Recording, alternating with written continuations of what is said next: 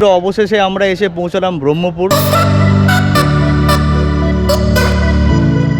108 শিবলিঙ্গ রয়েছে এখানে। তো এবার আমি আপনাদেরকে এই পুরো এন্টায়ার প্রপার্টিটাকে ভিউ দিয়ে দিচ্ছি।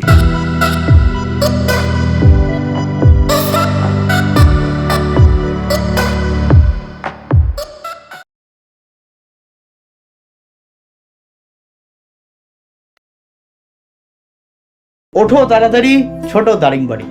হে বন্ধুরা, আশা করি তোমরা সবাই ভালো আছো। আজকে আমাদের কলকাতা থেকে দারিংবাড়ি, গোপালপুর এবং পুরীর উদ্দেশ্যে আমরা এখান থেকে রওনা দেব। তবে বন্ধুরা, এই সিরিজটা গ্রুপ ট্যুর হতে চলেছে, মানে আমার ফ্যামিলি গ্রুপ ট্যুর। এটা আমার শ্বশুরবাড়ির তরফ থেকে হচ্ছে। আর এই ট্যুরটা পুরোপুরি অর্গানাইজ করে দিয়েছে আমারই খুব একজন পরিচিত agent, Swapnapuron tours and travel. তো এখন ঘড়িতে বাজে অলমোস্ট 6:15, আর কিছুক্ষণের মধ্যেই আমরা বেরিয়ে যাব হাওড়ার উদ্দেশ্যে। সমস্ত লাগেজ প্যাকড হয়ে রয়েছে, জাস্ট টুকটাক কেনাকাটি আছে। তো তোমাদের সাথে আবার সরাসরি দেখা হচ্ছে হাওড়া স্টেশনে। যেতে যেতে প্রচুর গল্প করব। সঙ্গে থেকো পুরো সিরিজটা। Few moments later.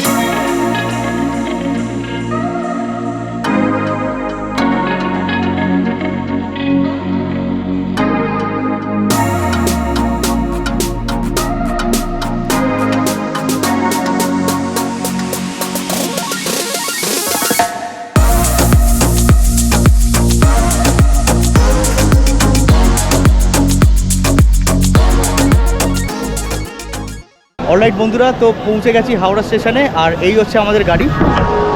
আমরা এবার ট্রাভেল করছি 12863 হাওড়া ব্যাঙ্গালুরু SMVB এক্সপ্রেস। আর এইবার আমরা জার্নি করছি স্লিপার কাছে।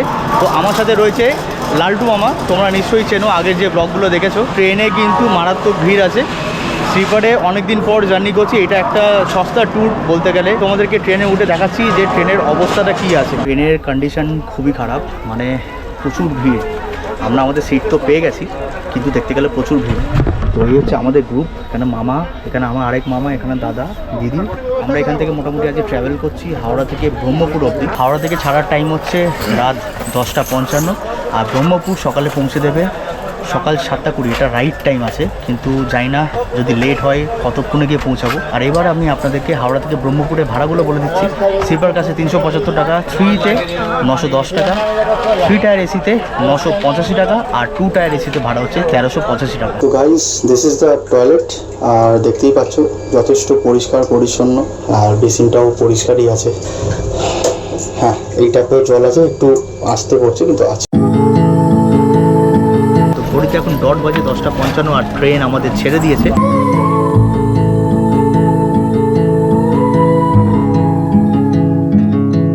Take a train ride just to see you, ride for hours just to please you. You don't know how much I need you, 'cause you're my home.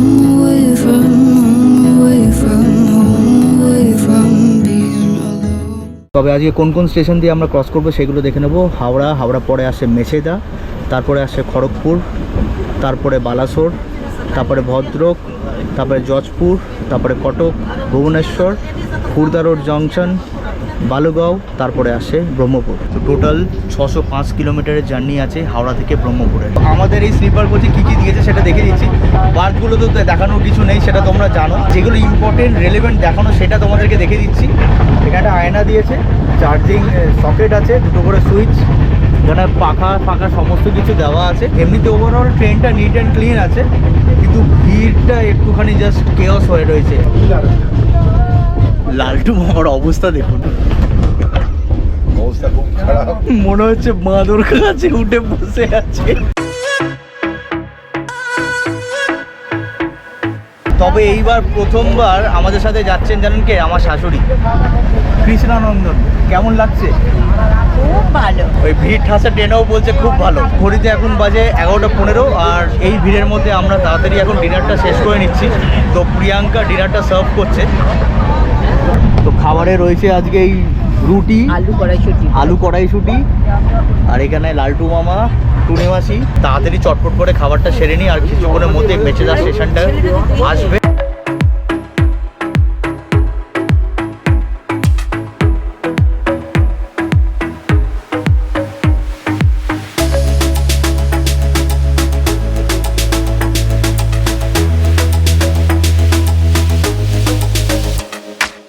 কুয়াশাটা বেশ ভালোই পড়েছে। Train আপাতত 6 থেকে 7 minute late যাচ্ছে। তো আমি ভেবেছিলাম যে আর একটু লেট যাবে, কিন্তু আপাতত ঠিকঠাকই যাচ্ছে বলতে গেলে।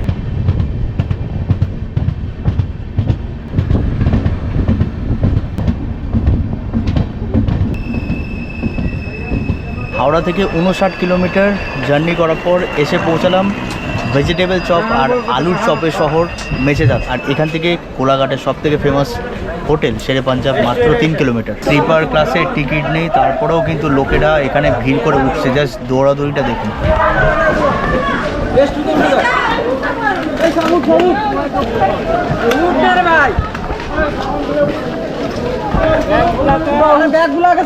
মানে যাতা অবস্থা হচ্ছে আজকে এই ট্রেনে। ভিড় দেখো তোমরা, এখানে সমস্ত লোকেরা মোটামুটি পুরো কম্পার্টমেন্টটা কিন্তু ভিড়ে ঘাসা একদম।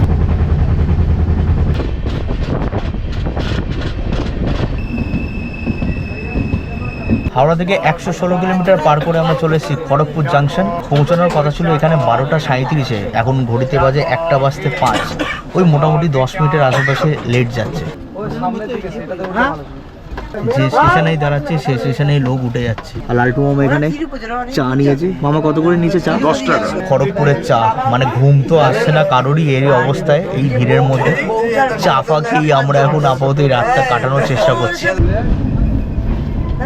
5 মিনিটের হল্ট ছিল, আমরা খড়গপুর স্টেশন থেকে বেরিয়ে যাচ্ছি।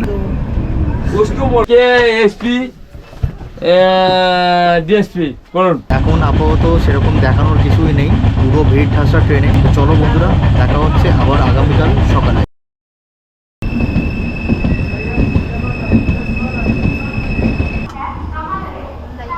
গুড মর্নিং তোমাদের সবাইকে। তো এখন ঘড়িতে বাজে অলমোস্ট 5:30, আর আমরা এখন এসে পৌঁছলাম ভুবনেশ্বর। তো ট্রেন এখন আপাতত 8 ঘন্টা লেট যাচ্ছে। বাইরেটা পুরোটাই কুয়াশা, মানে এখনও দেখানোর মতন কিছু নেই।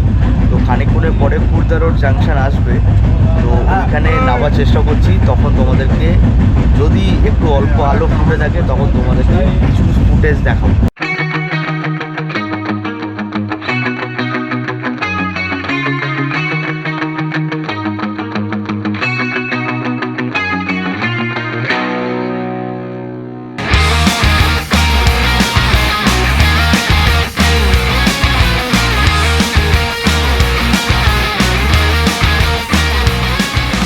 তো বন্ধুরা, অবশেষে আমরা চলে এসেছি খুর্দা রোড জাংশন।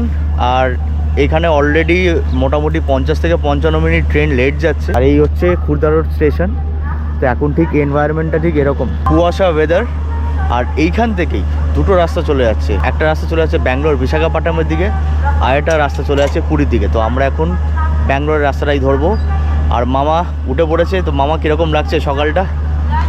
সকালটা খুব সুন্দর সকাল, কিন্তু কুয়াশা রয়েছে আর গাড়িতে জায়গার থেকে লোক বেশি। বিশ্বাস করুন, রাত্রির থেকে টয়লেট যেতে পারিনি, এতটা অবস্থা খারাপ স্লিপার ক্লাসে। এখন অবশ্য একটু লোক কম হয়েছে, কিন্তু ভাই সত্যি বলছি, সত্যি খারাপ এক্সপিরিয়েন্স। তোমরা যদি কোনোদিন আসো অবশ্যই 3 টায়ার এসি বা 2 টায়ার এসিতে এসো। বিশেষ করে সাউথের গাড়িতে 3 টায়ারে, নর্মাল 3 টায়ার একদম নয়। এক্স্যাক্টলি, মানে ফ্যামিলি নিয়ে এলে তো আমি রেকমেন্ড করবো তোমরা এসিতেই ট্রাভেল করো। ঘড়িতে বাজে এখন 5:30। তো ট্রেন ছেড়ে দিল খুর্দা রোড জাংশন থেকে। পরবর্তী স্টেশন হচ্ছে বালুগাঁও। এখান থেকে প্রায় এখনও 1 ঘন্টা ডিস্টেন্স।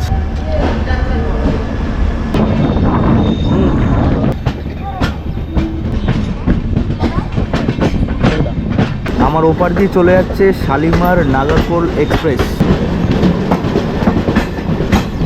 খুর্দা রোড স্টেশন ছাড়ার পর খানিকটা যাওয়ার পর একটা স্টেশন পরে মালারি বলে, ওইখান থেকে আপনারা ছোট ছোট পাহাড় দেখতে পারবেন।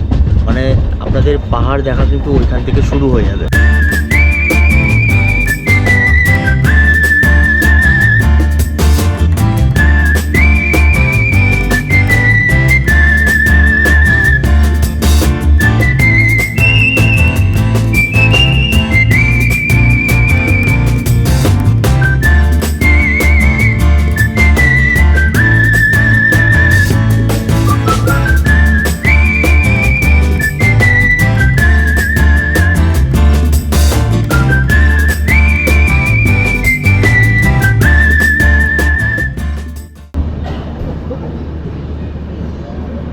আমরা এসে পৌঁছলাম বালুগাঁও স্টেশন। পৌঁছানোর কথা ছিল সকাল 6:30, এখন ঘড়িতে বাজে 7:20, প্রায় অলমোস্ট 1 ঘন্টার কাছাকাছি লেট যাচ্ছে। আর এই বালুগাঁও স্টেশনের পর থেকেই কিন্তু আপনারা দেখতে পাবেন ফেমাস চিল্কা লেক।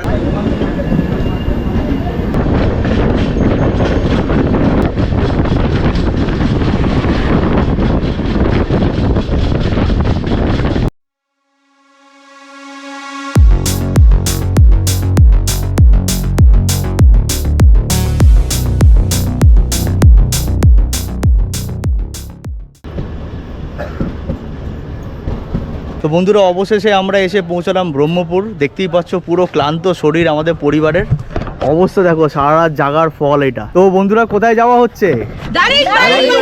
তো অলরেডি পৌঁছানোর কথা ছিল 7:20, এসে পৌঁছেছে 8:30, তো অলমোস্ট 1 ঘন্টার কাছাকাছি লেট।